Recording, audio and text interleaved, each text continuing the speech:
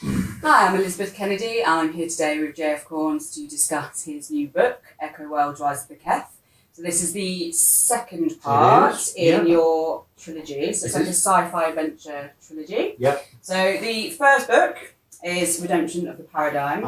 So this is set in like a steampunky world. It's desolate, it's barren. This is where we're introduced to the child. Absolutely. So our main character. Yeah.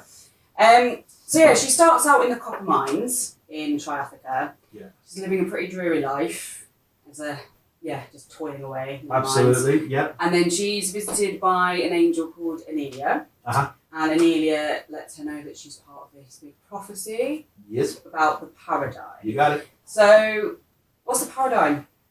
What is the paradigm? Yeah. So it was basically an object, a very powerful object, so that when whoever owns it or possesses it, it shows them their innermost desire and how they can achieve it, essentially. So it grants their wish, essentially. And of course, it's fought over by the forces for good, which are called the Ganatian Seraphs. They're kind of like a female angel kind of species. And then you have the villains, which are the Scalix, which are like skull-based characters. And many wars over many years are fought, and in the final one, the paradigm is broken and it scatters across 3 EchoWorlds. And it's found in Triafrica. In book 1, the child finds peace, friends find a piece each, and then Black Skull, who is the villain, he also has a piece, and they've all got to race through the EchoWorld to get back, and hopefully all get hold of all the paradigm pieces Before he does. Yeah. So obviously, like you said, her friend. So she's on her own at the beginning. She's very much on her own. And then she comes across the other characters. So we've got Salvador and we've got Warhog. You got it? So Salvador is like the kind of roguish pirate. Well, he's a pirate, isn't he? So in this. So it's him and his little android, Teebling, his little companion. So just tell us a bit more about like Salvador, really. Like, you know, what was the inspirations behind him? Well, the thing is, when you're writing stuff, as you'll know, you just sort of have bits and bobs lying around for different projects sometimes, don't you? So Salvador, I was gonna put Salvador as the front of a story, so we have his adventures, and we follow his adventures a bit like sort of steampunk Indiana Jones. He is based off. Obviously, there's a bit of Solo in there, and so a little element of indie as well. But the biggest inspiration for him was, I remember, again, Star Wars related, there was a video game called The Old Republic a few years ago, and there was a trailer for it, and there was a character that was very like Salvador. He had the swagger, and he had the sort of, the charm and the cool sort of, and I sort of then added the sort of misplaced confidence that's there. Because he thinks he's amazing, but he's actually makes mistakes. A lot of mistakes, So that was Salvador really for me. Yeah. And then we've got Warhog as well. So she's quite a unique character. So she's sort of winged woman, blue, warrior. So she's quite fierce, isn't she?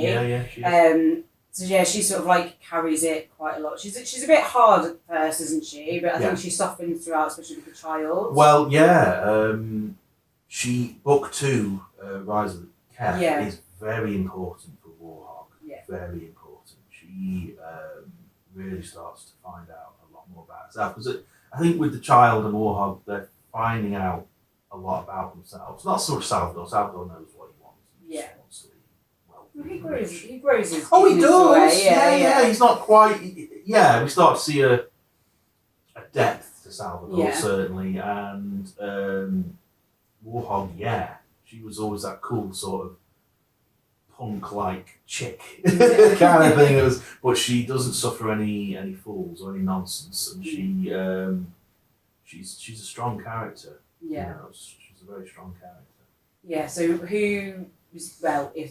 was there a particular person, or was there characters or anything that influenced Warhog? Yeah. Do you know, it was weird. It was a weird thing. I can remember working into a staff room in the job that I had at the time, and there was this, again, steampunk sort of action figure of this female character. I don't know what it was, and I don't know whether it was just generic or whatever, but she had like the goggles and the wings, and that's so cool.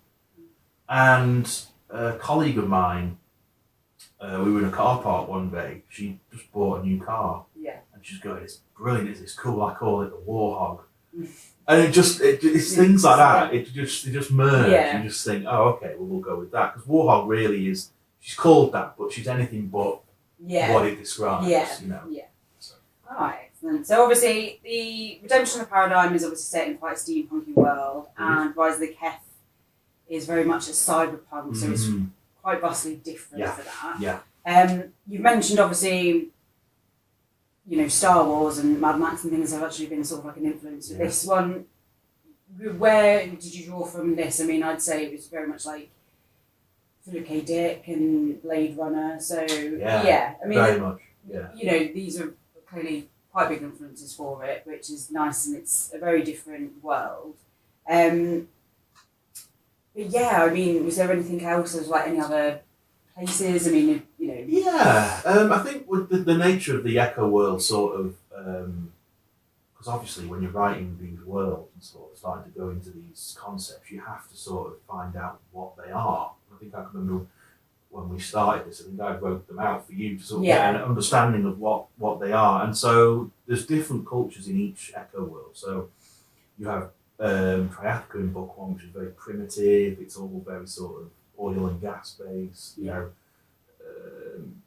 hover ships and machinery and droids that don't quite work properly, and then they transfer into Interstellar, which is in book two, and civilization has jumped. It's a completely different way of living, and it's a lot more sort of westernized. It's sort of like a futuristic London, New York. Neil. Yeah. No, you're right. I think Philip K. Dick and Blade Runner, which was his, was a huge influence. That sort of, I think, like, funnily enough, RoboCop as well. We're both of that. That sort of, I don't know. It's not. It's sort of our society, but it's our society how I would imagine we will be in thousands of years' time. Where we're all just slightly a little bit more dependent on technology and virtual reality, which is a big part of book two. I would say it isn't just authors; it's certainly societal trends as well. I remember when I was writing it, AI hadn't, and it still was in its infancy. Whereas now, if I was writing it, that would be a huge. Well, it's everywhere now. It is. So I mean, we've talked a lot about the influences behind this, and there's obviously quite a lot of cinematic influences. You actually do playwriting as well, so you're from a theatrical background. I am. So how is it different writing scripts to novel format? Well, when I started writing Paradigm, book one, I put the two together to help me, because I always wondered whether I could write dialogue that was distinct, for each character.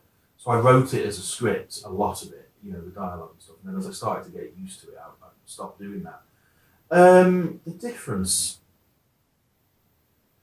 I don't know, because when you write plays, not in any way to take away from the playwriting experience. The playwriting experience is so focused on character, and so focused on, as I say, dialogue, that the components of the scenery and everything else aren't quite at the forefront of what you're writing.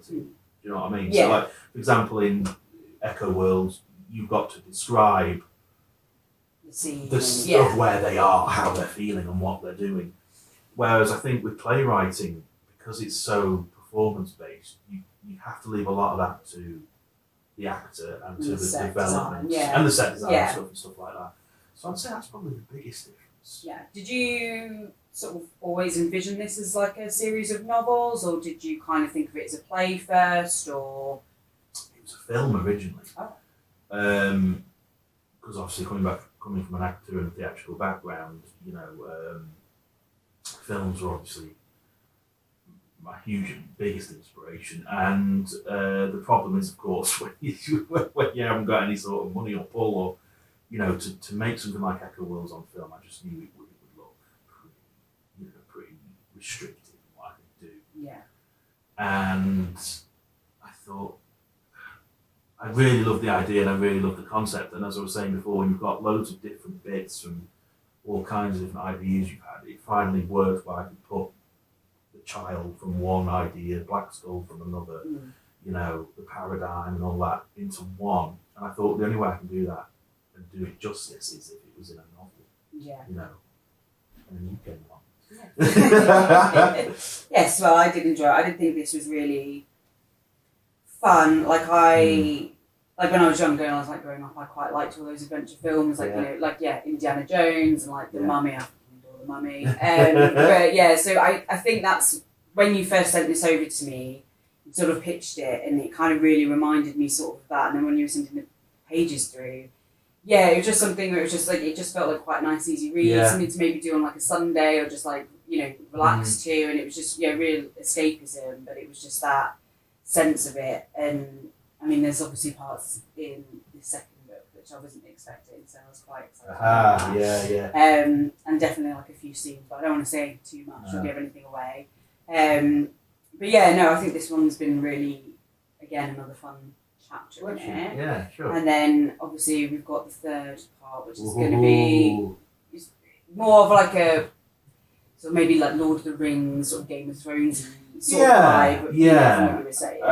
I can't say I'm a huge expert on those writers. They're genius, Tolkien's genius. Don't get me wrong. But I think the important thing is, because I love the format of trilogies. A lot of things aren't left alone as trilogies now. There's 4 of them or 5 of them. Whereas with a trilogy, you've got a beginning, a middle, and an end, and you've got to hit those beats. So when you were saying just now about book 2, there's stuff in there that you have to make some sacrifices. Yeah. In order to keep the reader going, book 3 is hopefully going to be very sort of high fantasy, very sort of based on Middle Earth will obviously be an influence, but probably come up with a few of my own. Well, naturally. Thank you, Tolkien. Yes. Thank you very much.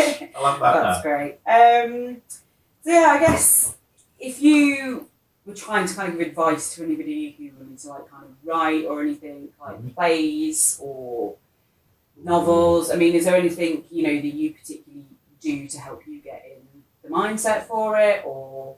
Well, I'm a huge procrastinator. Really, there's so much I have got in my head that I want to do. I will find it's weird. I will find an excuse not to, even though I want to. Weird, isn't it? I don't know. I think what EchoWorlds has taught me, and what you've taught me as well, is, flesh everything out, and don't be afraid to make mistakes, and don't be afraid to just write stuff that initially, because what I sent to you as draft 1, by the time we get to the release stage, has had a good going over, hasn't it? And made it stronger. So I think you just have to try and plan everything out as best you can, know where the story's going so that you know which beats to hit, and just crack on with it, just have a go. Take your time as well. You do sometimes feel like you've got to get stuff finished, and I know a lot of writers, that will say to you, "Oh, you've actually completed it, you've done it, you've finished it," and it's a huge achievement when you do. So stick in there. I would say. Yeah, I think that's fair. Yeah. I'd say the same. Just try to kind of get the bare bones down, and then just flesh it out as you go along, really. And you just got to kind of get it out of your head, I think, sometimes, don't you? I think like I always sort of set myself, like for example, I'll say, okay, this week I'll do chapters 3 and 4, or a little bit chapter 3. Excuse me, and we'll see how we go. Yeah. I don't think you should. Obviously, you want to get it done, and you want to get a sort of time frame for when it's going to come out. But I think if you go in there and go, right, I've got to get this done within the next week or the next fortnight, then you're gonna give yourself writer's block sometimes. You might turn out some dross. Yes. Yeah. No, that's excellent. Well, we've been really lovely talking to you today. We're really excited for this to come out. So this is coming out on the 3rd of March. It is indeed. So yeah, it's an exciting new part of the trilogy, and I'm looking forward to reading the 3rd and final when it comes out. Absolutely. So we're waiting for your pages. Oh, wait and see. Well, thanks so much for coming down today. Pleasure, Elizabeth. Thank you. Yeah, we'll see you soon. Thank you very much. Thank you for watching.